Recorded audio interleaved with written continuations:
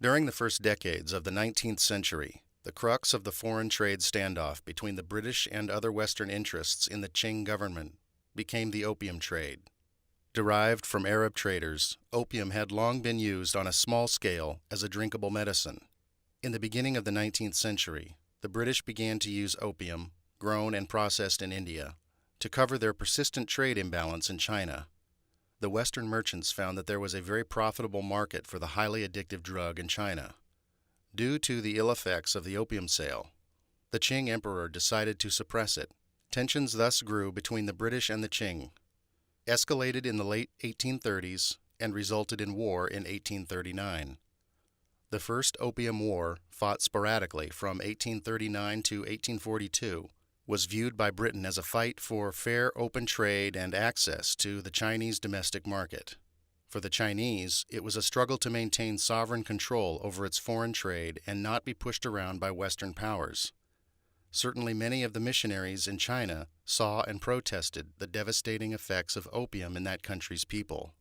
But it is also true that missionaries saw the British victory in the Opium War as a decisive opening for the Christianizing of China. The diplomatic settlement of the war was the signing of a series of treaties between China and the British, first in 1842, and then the Americans and the French in 1843 and 1844, which reflected the changing balance of global power. This treaty system would last a full century, to be ended only in 1943 in the midst of World War II. The Chinese always call it the unequal treaty system, because it was indeed an inherently unequal set of arrangements forced upon China by the superior military power of the Western nations, led by the British. For the purposes of this course, the most important provisions in the first set of treaties in 1842 to 1844 involving Christianity included the following. 1. Extraterritoriality. Foreign citizens, including the missionaries, were under their own consular authority, not Chinese jurisdiction, for any sort of crime or other legal action. 2. Provisions secured by the French in 1844, indicating that Christianity would no longer be legally outlawed.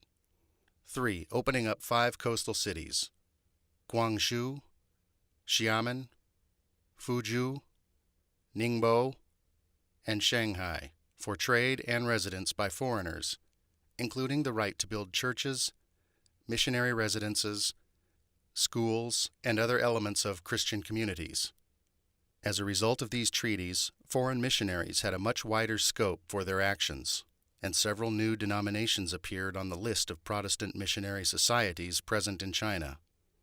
Although restricted in these 5 port cities and their immediate suburbs, and temporarily stymied in their desire to move beyond the treaty ports, Protestant missionaries found ways of keeping themselves occupied. They preached to the urban population which surrounded them. They trained helper and Chinese evangelists to take up part of the workload. They established day schools and boarding schools for boys and girls, and they offered medical services to the Chinese. There were still some issues left unresolved by the 1842 to 1844 treaties, such as the legal status of opium, opening up the entire country to foreign travel, and protection for Chinese Christians to peacefully practice their faith. Hoping to settle these once and for all, Britain, joined by France and America, had the war with China. The Second Opium War, 1856 to 1860, broke out in 1856, and Western military power forced the Qing government to a peace accord, the Treaty of Tianjin, in 1858. All of the issues mentioned earlier were addressed and settled to the Western powers' advantage.